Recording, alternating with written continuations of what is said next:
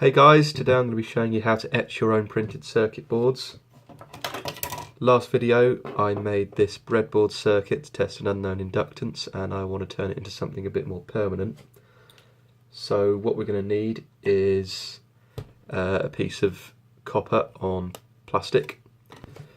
We're going to need an etching solution. I've gone for ferric chloride, and we're going to need either a permanent marker or some toner transfer paper and a laser printer. After some testing, I opted to use the laser printer method. In order to do this, you need to make yourself a PCB design. I use the Easy EDA software to do this because it's free and it's very easy to use. First step is you have to make a schematic. There's one shown on the screen at the moment for my design.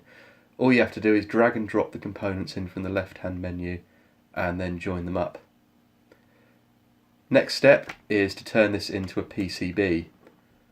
Now, when you make the schematic into a PCB using Easy EDA, it gives you all of your components and the correct spacing between all of the holes, and then it joins them up with loose blue lines. These aren't your traces, these are just for your reference purposes only. So you have to drag and drop the components into the configuration you want, and then draw traces between those components following the blue lines. Once I did that, in order to save on etching time, I filled in the areas that didn't need to be empty with copper and wrote some letters. Once you've got your design, you need to print it out using a laser printer on either special toner transfer paper, you can buy this off Amazon or eBay, or get some thick glossy paper from a magazine and print it on that.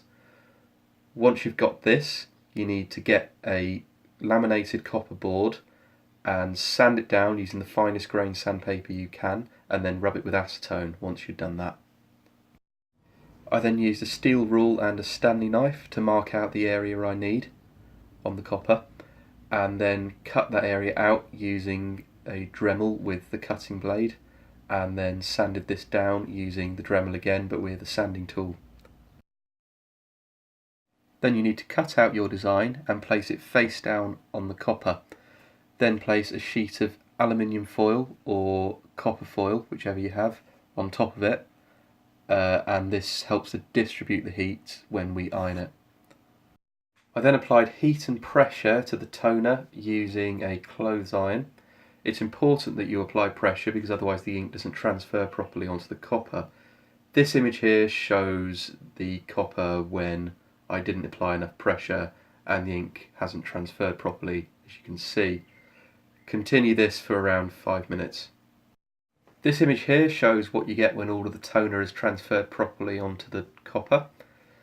Once you've got to this stage, you need to pour yourself a container of ferric chloride or a similar etching solution, and then immerse the assembly in the ferric chloride until all of the copper that's exposed has eroded away. This takes around about 10 minutes, depending on how much copper you have exposed. Once this is done, you need to wash all of the acid off as soon as you can.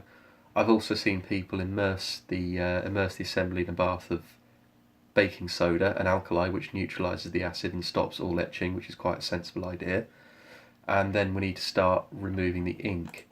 I did this by immersing it in a bath of paint thinner or white spirit. You can also use acetone, and you need to rub it with a tissue or a sponge until all of the ink has gone.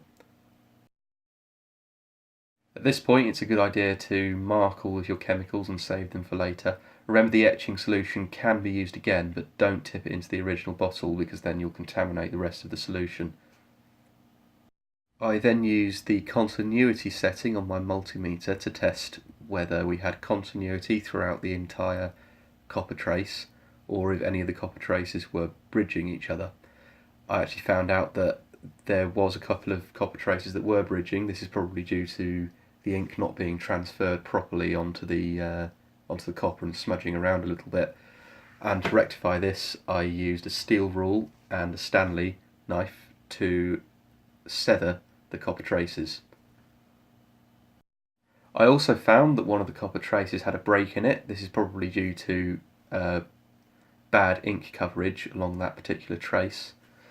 And to rectify this issue, I soldered the trace back together using a soldering iron around 250 degrees C, and I also used peelable solder mask to guard the area around where I soldered and made sure that the solder doesn't bridge any copper traces that I don't want it to.